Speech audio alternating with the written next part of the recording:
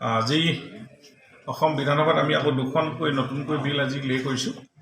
প্ৰথমখন আছিল the Assam land and revenue regulation second amendment bill এখন 2024।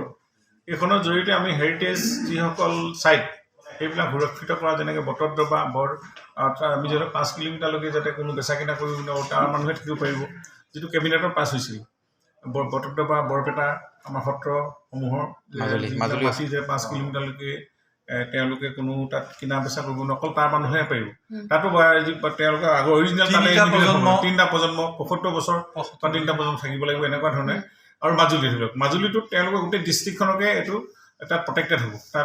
তাত বেলেগ মানুহে গৈ আৰু তাত মাটি বাৰী কিনা এনেকুৱা ধৰণৰ নাহিব। গতিকে বিলখন আহিলে আৰু বিলখন যেতিয়া এছেম্বলিত উত্থাপন হ'ব দফাই দফাই আলোচনাৰ কাৰণে, এতিয়া গোটেই ডিটেইলছখিনি পাব। গতিকে এইটো মই ভাবিছোঁ আমাৰ সত্ৰ হওক, দৌল দেৱাল কণ্ট্ৰিবিউশ্যন কৰিবৰ কাৰণে আমাৰ খিলঞ্জীয়া বা তেওঁলোকৰ থলুৱা মানুহখিনি এটা ডাঙৰ সুবিধা পাব।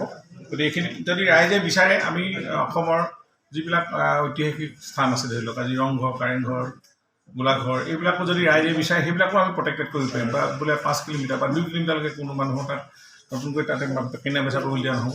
সেইখন বিল আজি আমি উত্থাপন কৰিছোঁ, ইণ্ট্ৰডিউচ কৰিছোঁ। আমি সংবিধান বিৰোধী বুলি কৈছিল, 30 তাৰিখে এখন ডিছকাশ্যন হ'ব। গতিকে আজি আমি এখন বিল আমি লেণ্ড এণ্ড ৰেভিনিউ এখন ৰেগুলেশ্যন এক্ট এখন পাছ কৰিছোঁ। আৰু এইখন বিলত অকল হেৰিটেজ যিসকল কৈছোঁ আমি সেইখনে আহিব। এনেকুৱা এটা আগতে এনেকুৱা ধৰণৰ চাৰ্কুলাৰহে যাব, এইবিলাক বোলে চাৰ্কুলাৰ থাকিব বা নটিফিকেশ্যন, কিন্তু বিল নাই অহা, সেনেকুৱা এখন বিল নাই অহা। ধৰ্মীয় কোনোবাই কিনিব পাৰিব, সেইখন এতিয়ালৈকে তেনেকুৱা বিল অহা নাই। গতিকে এতিয়া অকল এই ধৰ্মীয় আমাৰ ঐতিহাসিক স্থানসমূহ, হেৰিটেজসমূহ প্ৰটেকশ্যন দিয়াৰ ক্ষেত্ৰত এই বিলখনে যথেষ্ট কাম কৰিব। আজি অসম বিধানসভাত আমি আকৌ দুখনকৈ নতুনকৈ বিল আজি লে কৰিছোঁ। প্ৰথমখন আছিল the Assam land and revenue regulation second amendment bill এখন 2024। এইখনৰ জৰিয়তে আমি হেৰিটেজ যিসকল ছাইট সেইবিলাক সুৰক্ষিত কৰা, যেনেকৈ বটদ্ৰৱা আমি যাতে 5 কিলোমিটাৰলৈকে যাতে কোনো বেচা কিনা কৰিব নোৱাৰোঁ তাৰ মানুহে থাকিব পাৰিব, যিটো কেবিনেটত পাছ হৈছিল।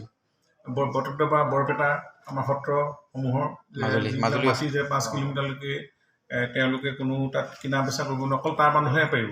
তাতো তেওঁলোকে আগৰ অৰিজিনেল 3টা প্ৰজন্ম 75 বছৰ বা 3টা প্ৰজন্ম থাকিব লাগিব, এনেকুৱা ধৰণে। আৰু মাজুলী ধৰি লওক, মাজুলীটোত তেওঁলোকে গোটেই ডিষ্ট্ৰিক্টখনকে এইটো তাত প্ৰটেক্টেড হ'ব।